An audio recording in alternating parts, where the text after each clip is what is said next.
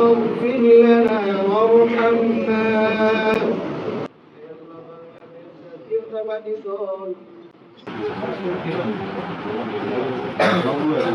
বিসমিল্লাহির রহমানির রহিম। ধন্যবাদ।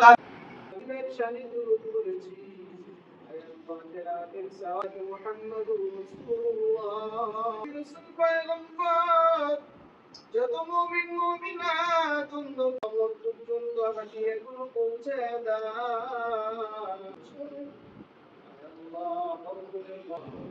আল্লাহ দেশ বিদেশে বেগম খালেদা জিয়া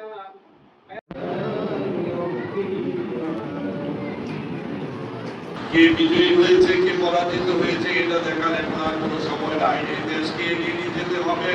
এই দেশকে যদি আমরা এগিয়ে নিয়ে যেতে চাই, আমাদের ভবিষ্যৎ প্রধানমন্ত্রী যিনি খুব অল্প সময়ের মধ্যে শপথের মাধ্যমে বাংলাদেশের প্রধানমন্ত্রী হবেন, আমাদের সাংগঠনিক অভিভাবক জনাব তারেক রহমান সাহেব, উনি কিন্তু এই বিজয়ের পরে সুনির্দিষ্টভাবে উনি প্রেস মিটিং করে বলে দিয়েছেন কোনো আনন্দ উৎসব মিছিল কিছুই কিন্তু হবে না। আপনারা সবাই মসজিদে মসজিদে মাদ্রাসায় যেখানে যেখানে আমাদের মিলাদের ব্যবস্থা আছে সেখানে আপনারা মোনাজাত করবেন, আমাদের দেশকে খালেদা জিয়ার জন্য দোয়া করবেন, আমাদের শহীদ রাষ্ট্রপতি জিয়াউর রহমানের রুহের মাগফিরাত কামনায় দোয়া করবেন, সমস্ত জাতির জন্য আপনারা দোয়া করবেন। কোনো রকম উৎসব, কোনো রকম আনন্দ মিছিল, কোনো রকম উশৃঙ্খল আচরণ আপনারা করতে পারবেন না।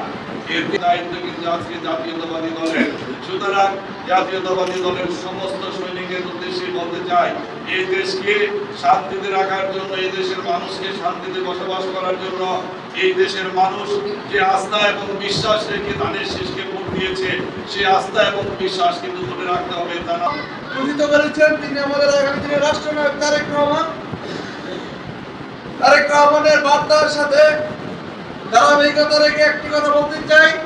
আপনারা জানেন ইন্ডিয়ান গভর্নমেন্টের সময় বিভিন্ন দেশি বিদেশি চক্রান্তে তারেক রহমানকে বারবার বাধাগ্রস্ত করার চেষ্টা করেছে।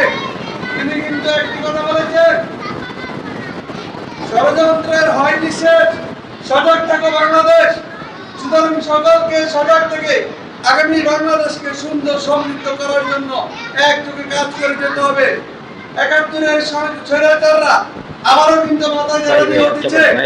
বিভিন্ন সময় বিভিন্ন জায়গায় হামলা মামলা দিয়ে বিভিন্ন সময় বিভিন্ন জায়গায় বোমা বিস্ফোরিত করে হয়তোবা বাংলাদেশকে আবার অস্থিতিশীল করার চেষ্টা করবে। আমরা তা হতে দেব না। আগামী দিনের রাষ্ট্রনায়ক তারেক রহমানের নেতৃত্বে আমরা ঐক্যবদ্ধ থেকে সকল ষড়যন্ত্র রুখে দেব ইনশাআল্লাহ।